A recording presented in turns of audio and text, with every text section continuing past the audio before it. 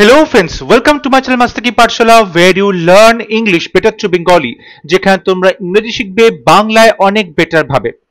আজকে ট্রান্সলেশনের ক্লাসে তোমাদের সবাইকে ওয়েলকাম করছি। আমরা পিএসসি মিসলেনিয়াস মেন্স 2007 এ যে ট্রান্সলেশনের প্রশ্নটি এসেছিল সেটি আজকে সলভ করব। সামনেই তোমাদের পিএসসি মিসলেনিয়াসের মেন্স পরীক্ষা হতে চলেছে এবং সেই পরীক্ষার জন্য ট্রান্সলেশন কিন্তু খুবই গুরুত্বপূর্ণ, কারণ তোমাদের দুটি ট্রান্সলেশনের প্রশ্ন থাকবে। তাই প্রত্যেকটি ট্রান্সলেশনের ক্লাস খুব ভালো করে ফলো করো, বাড়িতে প্র্যাকটিস করো।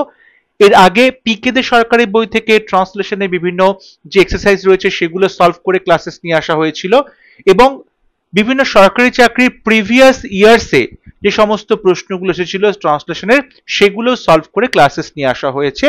আশা করছি প্রত্যেকটা ক্লাস তোমরা দেখছো, বাড়িতে প্র্যাকটিস করছো এবং তোমরা অবশ্যই চাইলে তোমাদের আনসার কমেন্টে পাঠাতে পারো, আমি আমার সময় মতো সেগুলো কারেকশন করে দেবো। তাহলে শুরু করছি আজকে ট্রান্সলেশনের ক্লাস। এখানে যে প্যাসেজটি পরীক্ষাতে এসেছিল সেই প্যাসেজটি আমরা ভালো করে বাংলাটা যতটা সম্ভব সহজভাবে বোঝার চেষ্টা করব, তারপর প্রত্যেকটা সেন্টেন্সকে বাংলা থেকে ইংলিশে ট্রান্সলেট করব। এখানে বলা হচ্ছে শরৎচন্দ্র রূপনারায়ণের কোল ঘেঁষে সামতা বেড়েতে যে বাড়িটি করেছিলেন তা নিয়ে নানা লেখালেখি হয়েছে। অর্থাৎ শরৎচন্দ্র চট্টোপাধ্যায়, যাকে বলা হয় বাংলার কথা শিল্পী, তিনি রূপনারায়ণ নদীর একদম ধারে, কোল ঘেঁষে মানে একদম ধারে একটি বাড়ি তৈরি করেছিলেন এবং সেই বাড়িটি একটি গ্রাম যার নাম হচ্ছে সামতাবের এবং এই গ্রামটি বর্তমান হুগলি জেলায় অবস্থিত। ঠিক আছে, এবং এখানে কিন্তু কথা সাহিত্যিক শরৎচন্দ্র চট্টোপাধ্যায় তার জীবনের শেষ 12টি বছর কাটিয়েছিলেন। তার এই যে বাড়িটি, সেই বাড়িটির নাম ছিল শরৎকুঠি এবং এখানে এখনো দ্রষ্টব্য অনেক কিছু রয়েছে। অবশ্যই মানুষজন সেখানে ভিজিট করেন, কারণ বাড়িটি শরৎচন্দ্র চট্টোপাধ্যায়ের স্মৃতি বিজড়িত একটি স্থান। এই যে সামতাবেড়ে তিনি বাড়িটি তৈরি করলেন তা নিয়ে প্রচুর লেখালেখি হয়েছে, কিন্তু আমরা অনেকেই জানি না সামতাবেড়ে নামটি এক সময় দিয়েছিলেন শরৎচন্দ্র স্বয়ং। কোন এক সময় শরৎচন্দ্র নিজেই কিন্তু এই সামতাবেড়ে নামটি দিয়েছিলেন। শরৎচন্দ্রের দিদি অনিলা দেবীর সেজ দেওর পাঁচকড়ি মুখোপাধ্যায়, যাকে শরৎচন্দ্র সেজ কর্তা বলে ডাকতেন।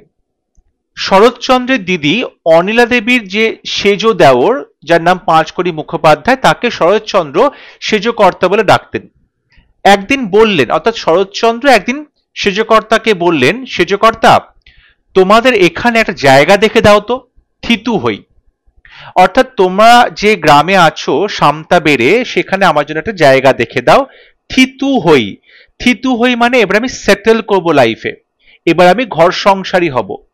সারা জীবনটাই তো ভবঘুরে হয়ে কাটলো, অর্থাৎ সমস্ত জীবন একবার এখানে একবার ওখানে ভবঘুরে হয়ে কেটেছে।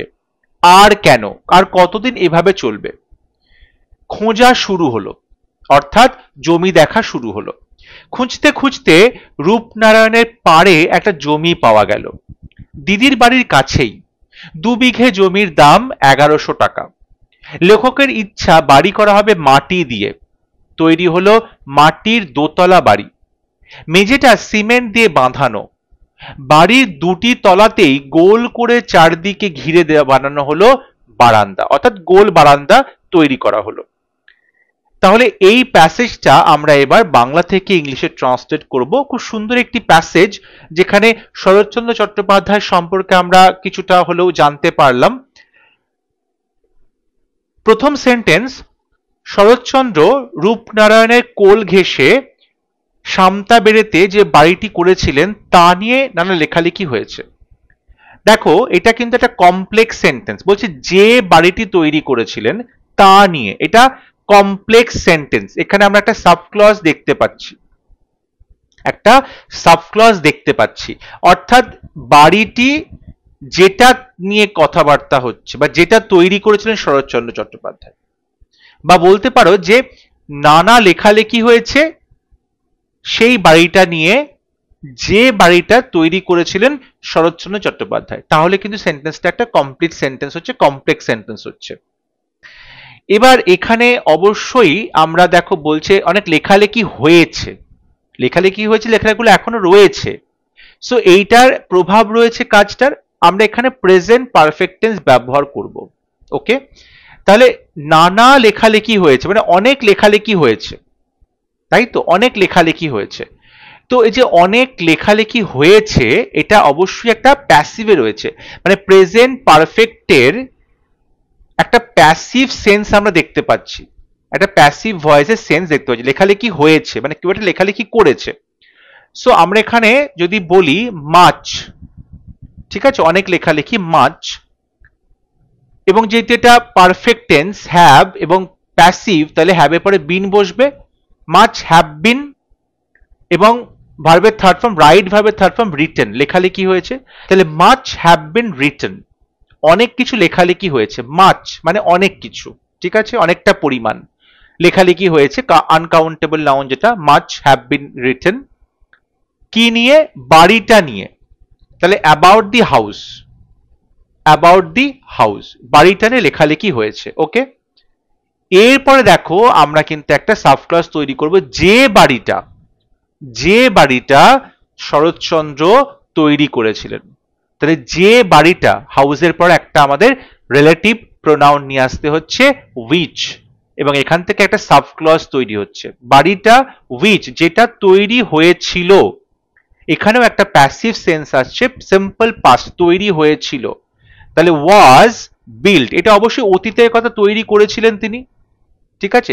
সো উইচ ওয়াজ বিল্ট, এখানে আমরা বলছি প্যাসিভ ভয়েস, বি ভার্ব এবং তারপর ভার্বের থার্ড ফর্ম, বিল্ডের থার্ড ফর্ম বিল্ড। তাহলে হুইচ ওয়াজ বিল্ট কার দ্বারা? শরৎচন্দ্রের দ্বারা, বাই শরৎচন্দ্র, বাই শরৎচন্দ্র। তাহলে বলতে পারি much have been written about the house which was built by Saratchandra at, at কোথায়? সামতাবেরেতে, at সামতাবের, সামতাবেরে হয়েছে, সামতাবেরে। এবার বলছে কোল ঘেঁষে, কার কোল ঘেঁষে? রূপনারায়ণের, রূপনারায়ণের কোল ঘেঁষে। এই যে কোল ঘেঁষে মানে কি? একদম কাছে, প্রায় জলের মধ্যে, একদম কাছে। সেক্ষেত্রে লিখতে পারো যে ইন প্রক্সিমিটি, প্রক্সিমিটি মানে হচ্ছে একদম কাছে, ঠিক আছে, ক্লোজ প্রক্সিমিটিও লেখা যায়, ইন ক্লোজ প্রক্সিমিটি, একদম কাছে। ইন প্রক্সিমিটি কার কাছে? নদীর কাছে। তাহলে প্রক্সিমিটি টু, তারপরে টু প্রেপোজিশন বসে, to the river, to the river Rupnarayan, to the river Rupnarayan হয়েছে। So much have been written about the house which was built by Saratchandra at Samtabere in proximity to the river Rupnarayan. তাহলে আমরা কিন্তু প্রথম সেন্টেন্সটা শুরু করলাম প্রেজেন্ট পারফেক্টে প্যাসিভ ভয়েস দিয়ে, তারপরে সাবক্লজটা এখানে সিম্পল পাস্ট টেন্স লেখা হলো এবং এটাও কিন্তু প্যাসিভেই ছিল, ঠিক আছে। সো তোমরা দেখো আমরা একটা সেন্টেন্সের মধ্যে কিন্তু দুরকম টেন্স ব্যবহার করতে পারি। আমরা এখানে প্রেজেন্ট পারফেক্টের প্যাসিভ ভয়েস ইউজ করছি, আবার তারপরে সিম্পল পাস্টের প্যাসিভ ভয়েস ব্যবহার করা হচ্ছে, ঠিক আছে। কিন্তু আমরা অনেকেই জানি না, তাহলে এইটুকু আমরা প্রথমে লিখবো, কিন্তু আমরা অনেকেই জানি না সামতাবেরে নামটি একসময় দিয়েছিলেন শরৎচন্দ্র স্বয়ং। তাহলে আমরা অনেকেই জানি না যে, এখানে এই যে থেকে একটা সাবক্লজ তৈরি হবে যেখানে পরবর্তী অংশটা আসছে। তাহলে কিন্তু আমরা অনেকেই জানি না, বাট অনেকেই, আমরা অনেকেই, তাহলে মেনি অফ আস, আমরা অনেকেই, মেনি অফ আস জানি না, ডু নট নো, এটা আমরা সিম্পল প্রেজেন্ট টেন্সে লিখছি। তাহলে many of us do not no, simple present tense লেখা হলো। এরপরে সাবক্লজ শুরু হচ্ছে, লিঙ্কারটা দ্যাট, যে, দ্যাট। তারপর বলছে সামতাবেরে নামটি একসময় দিয়েছিলেন শরৎচন্দ্র। তাহলে এখানে সাবজেক্টটা কোনটা? শরৎচন্দ্র, শরৎচন্দ্র স্বয়ং দিয়েছিলেন নাম সামতাবেরে। তাহলে কি হচ্ছে? শরৎচন্দ্র, সাবজেক্ট লিখছি শরৎচন্দ্র। যতবার শরৎচন্দ্র বলছি আমার কিন্তু আমার জীবনের প্রথম শরৎচন্দ্র পড়ার অভিজ্ঞতাটা ফিরে ফিরে আসছে। আমি প্রথম শরৎচন্দ্র অবশ্যই আমরা পড়েছিলাম দেবদাস দিয়ে, তখন একটা অন্য রোম্যান্স চলতো, অন্য একটা নস্টালজিয়া। আমার বন্ধুরা সাজেস্ট করলো এরকম একটা নভেল আছে যেটা অবশ্যই পড়া উচিত, দেবদাস। দেবদাস পড়লাম, ভালো লেগেছিল সেই সময় সেই বয়সে, কিন্তু খুব যে গভীরতা পেয়েছিলাম, খুব যে খুশি হয়েছিলাম বলা যায় না। বাট তারপরে কিন্তু পড়লাম শ্রীকান্ত উপন্যাস, এবং আমার মনে আছে শ্রীকান্ত উপন্যাসটা ওই অত মোটা একটা বই, অতগুলো খণ্ড এক রাত্রিবেলার মধ্যে পড়েছিলাম। মানে স্কুল থেকে ফিরে এসে ওই বিকেল বিকেল করে পড়তে বসলাম, মানে সন্ধে আর কি হচ্ছে হচ্ছে তখন শুরু করলাম পড়তে, অ্যান্ড পুরো উপন্যাসটা শেষ করে তারপরে আমার মনে আছে ঘুমোতে গেলাম, এবং সেটা প্রায় সকাল হয়েই গেছিল আর কি। মানে এত টান টান একটা ব্যাপার ছিল লেখার মধ্যে, যেটা মানে you can not put the book down, বুঝতে পারলে, যাকে বলে আনপুট ডাউনেবল, যে বইটা নামিয়ে রাখা যায় না হাত থেকে। এত দীর্ঘ সময়, দীর্ঘ অভিজ্ঞতা শরৎচন্দ্রের, এত রকম চরিত্র, তাদের এত রকম শেডস, অসাধারণ লেগেছিল শ্রীকান্ত উপন্যাসটা। এবং আমি সাজেস্ট করব যারা বাংলা ভালোবাসো এবং যারা প্রোজ পড়তে ভালোবাসো, যারা জীবনকে ভালোবাসো, জীবনকে জানতে চাও, জীবনের অভিজ্ঞতাগুলোকে তোমরা সমৃদ্ধ করতে চাও নিজেদেরকে অভিজ্ঞতা নিয়ে, অবশ্যই শরৎচন্দ্র তাদেরকে পড়া উচিত। আচ্ছা, এবার চলে আসি লেখাতে। But many of us do not know that Saratchandra স্বয়ং দিয়েছিলেন, তাহলে শরৎচন্দ্র হিমসেলফ, শরৎচন্দ্র হিমসেলফ, আমরা এখানে একটা এমফ্যাটিক প্রোনাউন ব্যবহার করছি যে শরৎচন্দ্র নিজেই দিয়েছিলেন, জোর দেওয়ার জন্য শরৎচন্দ্রের নামের পাশেই রিফ্লেক্সিভ প্রোনাউনটা ব্যবহার করা হলো হিমসেলফ, এবং এটাকে বলছে এমফ্যাটিক প্রোনাউন, জোর দেওয়া হচ্ছে। তো শরৎচন্দ্র হিমসেলফ দিয়েছিলেন, গেভ দি নেম, নামটা দিয়েছিলেন, কি নাম? শান্তা বেড়ে, শান্তা বেড়ে। বলছে এক সময়, কোন একটা সময় দিয়েছিল, সো ওয়ান্স আপন আ টাইম, ওয়ান্স আপন আ টাইম। তাহলে সেন্টেন্সটা দেখো, এখানেও কিন্তু আমরা সিম্পল প্রেজেন্ট টেন্স এবং সিম্পল পাস্ট টেন্সের কম্বিনেশন দেখলাম, যে অনেকেই জানি না এটা সিম্পল প্রেজেন্ট টেন্সে হলো, ডু নট নো। আর দিয়েছিলেন নাম, এটা গেভ, সিম্পল পাস্ট টেন্স হলো, কারণ এখানে আমরা অতীতের কথা বলছি। পরবর্তী সেন্টেন্স, শরৎচন্দ্রের দিদি অনিলা দেবীর সেজ দেওর পাঁচকড়ি মুখোপাধ্যায়, যাকে শরৎচন্দ্র সেজকর্তা বলে ডাকতেন। এখানেও দেখো যাকে থেকে একটা সাব ক্লজ তৈরি হচ্ছে, তাহলে যে মেন ক্লজ সেটা হচ্ছে শরৎচন্দ্রের দিদি অনিলা দেবীর সেজ দেওর পাঁচকড়ি মুখোপাধ্যায়। ঠিক আছে, তাহলে আমরা এটা বলতে পারি যে শরৎচন্দ্রের দিদি অনিলা দেবীর সেজ দেওর, কথাটা এভাবে বলতে পারি। So didi, the elder sister, the elder sister of Saratchandra, the elder sister of Saratchandra, যার নাম হচ্ছে অনিলা দেবী। এবার অনিলা দেবীর দেওর, সো আমরা এখানে অ্যাপোস্ট্রফি এস দিতে পারি, the elder sister of Saratchandra Anila Devi's, দেখো সেজো দেওর, অদ্ভুত একটা সম্পর্ক। সেজো দেওর কাকে বলে? বড়, মেজো, সেজো। তাহলে বড় যদি ফার্স্ট হয়, মেজো কি সেকেন্ড, থার্ড হচ্ছে সেজো। তাহলে আমরা এখানে বলতে পারি সেজো দেওরকে যে third, third brother in law, আমরা এটা বলতে পারি থার্ড ব্রাদার ইন ল। দেখো দেওর হচ্ছে কিন্তু ইউজুয়ালি বৌদির থেকে মানে বয়সে ছোট হয়, আর বয়সে বড় হলে হাজব্যান্ডের দাদাকে ভাসুর বলা হয়, আর হাজব্যান্ডের যে ভাই বয়সে ছোট হলে তাকে দেওর বলা হয়, তাই তো। সো অনিলা দেবীজ যে রয়েছে থার্ড ব্রাদার ইন ল বলতে পারো। ঠিক আছে, আমরা এখানে ব্রাদার ইন লই বলবো। ব্রাদার ইন ল মানে শালা যেরকম বোঝায়, দেওরও কিন্তু বোঝায়, দেওরকেও যেহেতু ভাই বলা হচ্ছে, মানে হাজব্যান্ডের ভাই। So Anila Devi's third brother in law was, তিনি ছিলেন পাঁচকড়ি মুখোপাধ্যায়, পাঁচকড়ি মুখোপাধ্যায়।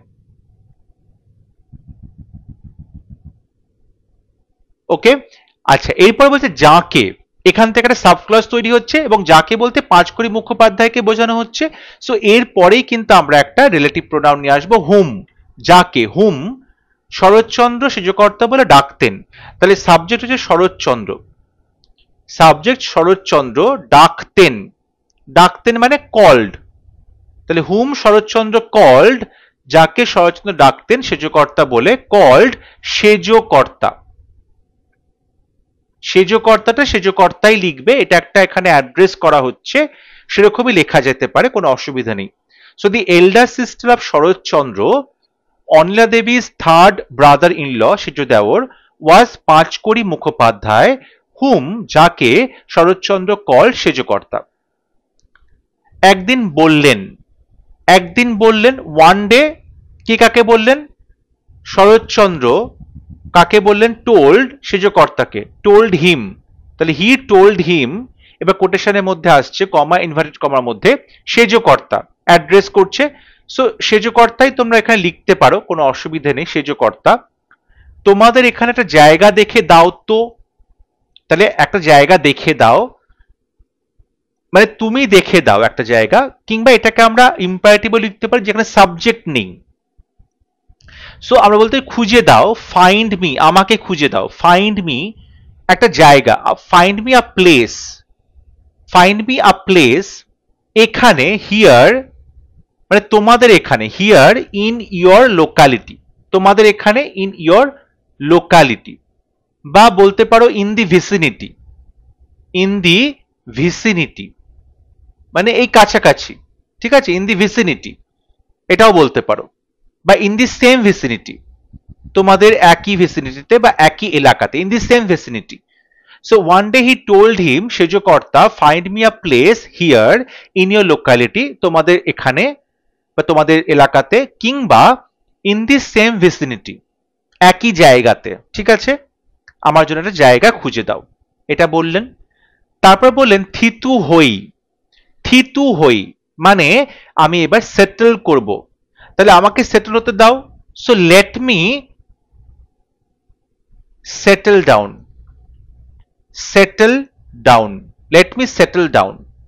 কিংবা এখানে আর একটা শব্দ ব্যবহার করা যায়, নেসেল, নেসেল, ঠিক আছে, নেসেল, NESTL, নেসেল মানে এখানে বাসা, যখন পাখির বাসা নেস্ট, নেসেল মানে বাসা তৈরি করতে দাও। So late me settle down কিংবা লেট মি নেসেল একটা জায়গাতে, অ্যাট এ প্লেস, একটা ফিক্সড প্লেসে আমাকে থাকতে দাও বা থিতু হতে দাও, সেটেল ডাউন করতে দাও। তাহলে এখানে one day he told him Sejkarta, find me a place here in your locality কিংবা in the same vicinity, let me settle down বা nestle at a place. Next সেন্টেন্সে বলছে সারা জীবনটাই তো ভবঘুরে হয়ে কাটলো, সারা জীবনটাই তো ভবঘুরে হয়ে কাটলো, এবং এটা কিন্তু দেখো কোটেশনের মধ্যে আছে, ইনভার্টেড কমার মধ্যে আছে, আমরা এখানে ইউজুয়ালি প্রেজেন্ট টেন্স ব্যবহার করতে পারি। এই যে কথাটা সারা জীবনটাই ভবঘুরে হয়ে কাটলো, সেটা কিন্তু অবশ্যই প্রেজেন্ট টেন্সে আসবে, সেটা অবশ্যই প্রেজেন্ট টেন্সে আসবে। সো বলছে সারা জীবনটাই ভবঘুরে হয়ে কাটলো মানে আমি কাটালাম, আমি কাটালাম। সো আই হ্যাভ স্পেন্ট মানে আমি জীবনটা কাটিয়েছি, আই হ্যাভ স্পেন্ট কি জীবন? ভবঘুরে জীবন। তাহলে এখানে ভবঘুরেটা কিন্তু একটা অ্যাডজেক্টিভ হচ্ছে, জীবনটা একটা নাউন হচ্ছে। কিরকম জীবন? ভবঘুরে।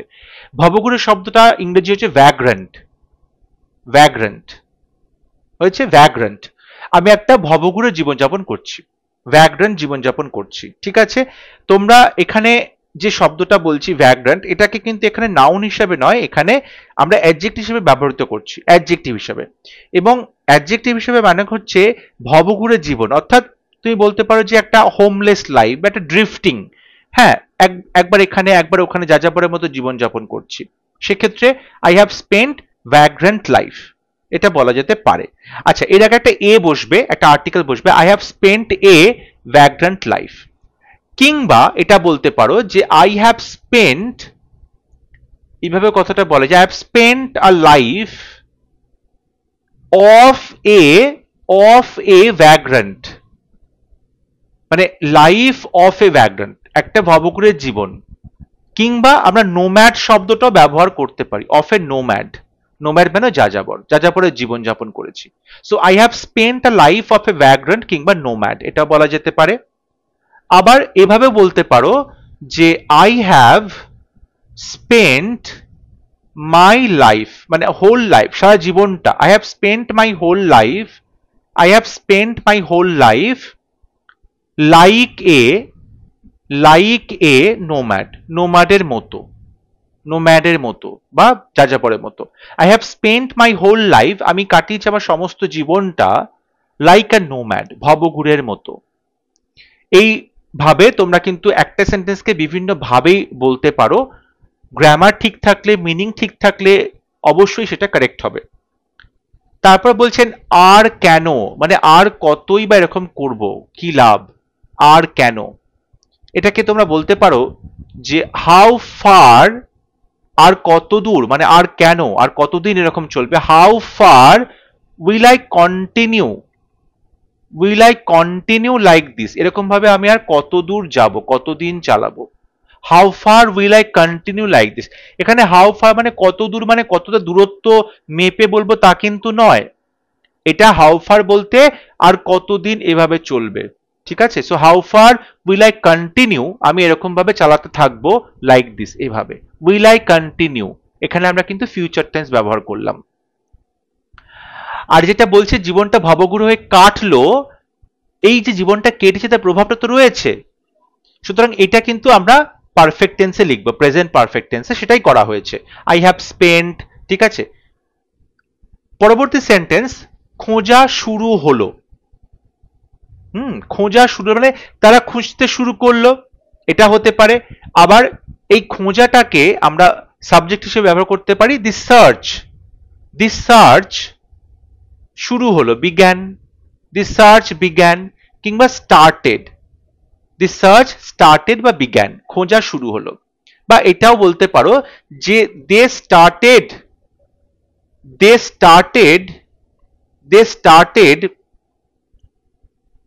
started looking for a land.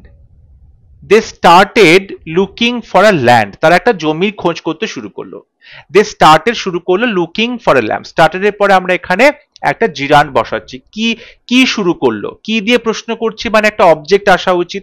আর ভার্বকে যখন অবজেক্ট হিসেবে লিখতে হয় তখন তার সাথে আইএনজি বসালে সেটা কিন্তু নাউনের মতো বিহেভ করে। সো লুকিংটা এখানে noun. They started looking for a land. Next sentence, খুঁজতে খুঁজতে রূপনারায়ণের পাড়ে একটা জমি পাওয়া গেল। খুঁজতে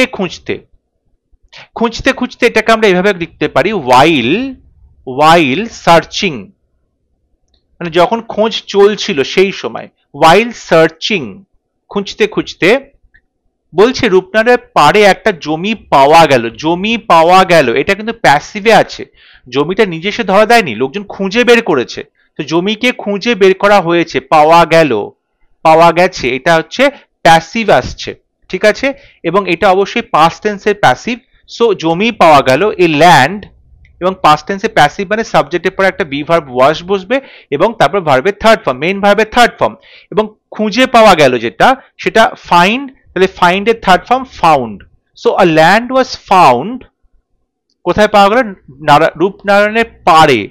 আ land was found by the bank of the river Rupnarayan. তাহলে রূপনারায়ণের পাড়েই, তীরেই কিন্তু একটা জমি পাওয়া গেল। Land was found by the bank of the river Rupnarayan. বাড়িটা কোথায়, দিদির বাড়ির কাছেই। দিদির বাড়ির কাছেই কি, তার বাড়িটা, এখানে কিন্তু সাবজেক্ট ভার্ব কিছু নেই, তাহলে তার বাড়িটা হয় দিদির বাড়ির কাছেই, তাই তো। মানে এই বাড়িটা হয় বা এই জমিটা হয়। সো আমরা এখানে ইট দিয়ে বলতে পারি, এবং এটা যেহেতু পাস্ট টেন্সে বলছি, সো ইট ওয়াজ কাছেই, ইট ওয়াজ ক্লোজ টু, কাছেই যেহেতু, so it was close to বলা যেতে পারে। It was close to his sisters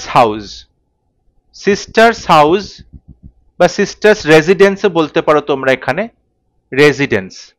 sisters residence, ঠিক আছে। So it was close to his sister's house কিংবা সিস্টার্স রেসিডেন্স। 2 বিঘে জমির দাম 1100 টাকা, তাহলে জমির দাম, তাই তো, তাহলে দাম অফ দি জমি, জমির দাম, এখানে জমির আছে র, তার মানে এটা অফ আসবে, তাহলে দাম অফ জমির, দি প্রাইস অফ দি, আচ্ছা জমিটা কিরকম, 2 বিঘা জমি, 2 বিঘা জমি, তাহলে এখানে বলতে পারি 2 একটা হাইফেন 2 বিঘা জমি land. So the price of the 2 bigha land, the price of the 2 bigha land was কত ছিল, 1100 টাকা, 1100 অর্থাৎ 1100 rupees, 1100 rupees. So the price of the 2 bigha land was 1100 rupees. তারপর বলছে লেখকের ইচ্ছা বাড়ি করা হবে মাটি দিয়ে, তাহলে লেখকের ইচ্ছা বাড়িটা করবে মাটি দিয়ে, মানে মাটির বাড়ি করবে, পরিষ্কার কথা, মাটি দিয়ে করবে মানে মাটির বাড়ি করবে। সো রাইটারের ইচ্ছা বা রাইটার ইচ্ছে প্রকাশ করলো, আমরা যদি এখানে বলি লেখক ইচ্ছা করলো, তাহলে লেখকটা নাউন সাবজেক্ট হবে, ইচ্ছা করলোটা ভার্ব হয়ে যাবে, ঠিক আছে। সো দ্য রাইটার ইচ্ছা প্রকাশ করলো, উইশড, উইশড, ঠিক আছে, বা এটা তোমরা ওয়ান্টেডও করতে পারো, দ্য রাইটার ওয়ান্টেড হয়েছে, দ্য রাইটার ওয়ান্টেড বা দ্য রাইটার উইশড, বাড়ি করা হবে মানে বিল্ড করা হবে, তাহলে এখানে আমরা একটা ইনফিনিটিভ নিয়ে আসছি, টু বিল্ড, তৈরি করতে, টু বিল্ড এ, মাটি দিয়ে মানে মাটির বাড়ি, so মাড house, মাড house, the writer wished কিংবা ওয়ান্টেড টু বিল্ড, তৈরি করবে, আ মাড হাউস, বাড়ির তৈরি করবে মাটি দিয়ে মানে মাটির বাড়ি তৈরি করবে, দ্য রাইটার উইশড কিংবা wanted to build a মাড house. তৈরি হলো মাটির দোতলা বাড়ি, তাহলে বিষয়টা হলো মাটির দোতলা বাড়ি তৈরি হলো, তৈরি হলো মানে কেউটা তৈরি করলো, এটাও কিন্তু প্যাসিভের একটা সেন্স আছে, সিম্পল পাস্টে প্যাসিভ হবে। সো মাটির দোতলা বাড়ি আমরা বলতে পারি এ, দোতলা মানে টু স্টোরিড, টু স্টোরিড মাটির বাড়ি, মাড হাউস, তাহলে এ টু স্টোরিড মাড হাউস তৈরি হলো, তৈরি করা হলো, তাহলে সাবজেক্টের পরে বি ভার্ব ওয়াজ বসবে এবং তৈরি করা বিল্ড, তার থার্ড ফর্ম বিল্ট হবে, আর two storied mud house was built, তৈরি হলো। মেঝেটা সিমেন্ট দিয়ে বাঁধানো, মেঝেটা তার মানে দ্য ফ্লোর, সিমেন্ট দিয়ে বাঁধানো, তার মানে এখানেও একটা প্যাসিভের সেন্স আসছে, দ্য ফ্লোর ওয়াজ, ফ্লোর ছিল, বাঁধানো, তাহলে সিমেন্টকেই আমরা ভার্ভ করে দিলাম, সিমেন্ট নাউনটাকেই আমরা ভার্ভ করে দিলাম, দ্য ফ্লোর ওয়াজ সিমেন্টেড, ভার্বের থার্ড ফর্ম বসানো হলো, বাঁধানো হয়েছিল মেঝেটা, দ্য ফ্লোর ওয়াজ সিমেন্টেড। দেখো সিমেন্ট কথাটা কিন্তু একটা নাউন, ঠিক আছে, এইটাকে ভার্বের মতো করে ব্যবহার করা হলো। আমরা ওয়াটার এই শব্দটাকে, ওয়াটার হচ্ছে নাউন জল, এটাকেও কিন্তু ভার্ব হিসেবে ব্যবহার করতে পারি, কিরকম, যে I give water to the plants, বলছে আমি জল দিই, কি দিই, জল দিই, কি দিয়ে প্রশ্ন করছি, অবজেক্ট, তার একটা নাউন হচ্ছে, তাহলে ওয়াটারটা নাউন হলো এখানে, কিন্তু আমি ওয়াটারটাকে আবার ভার্ব হিসেবে ব্যবহার করতে পারি, কিরকম হবে, আই ওয়াটার দি প্ল্যান্টস, তাহলে আমি দি জল, the plant, I water the plants, মানে ওয়াটারটা কিন্তু নাউনটা এখানে ভার্ব হয়ে গেল, আমি জল দেওয়া হয়ে গেল। একই রকম সিমেন্টটা নাউন ছিল, সেটা হয়ে গেল verb, cemented, the floor was cemented.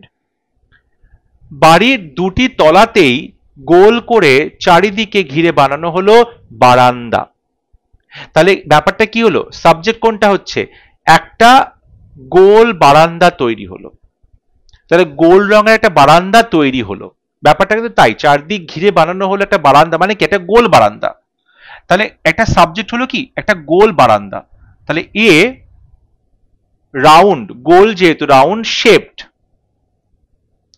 Round আকৃতির, আর রাউন্ড শেপড বারান্দা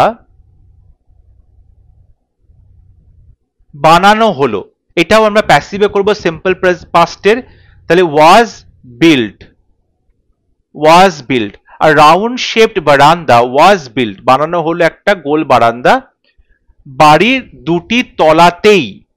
তাহলে অন দুটি তলা একই মানে একই সাথে হয়েছে উভয় তলাতেই, তাহলে on both the floors of the house, বাড়ির দুটো তলাতেই, on both the floors of the house, both the floors of the house.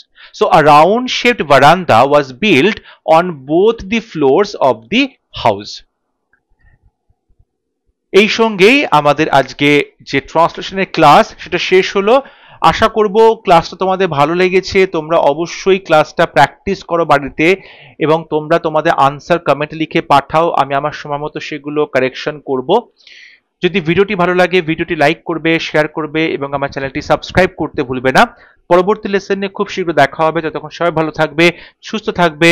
Thank you.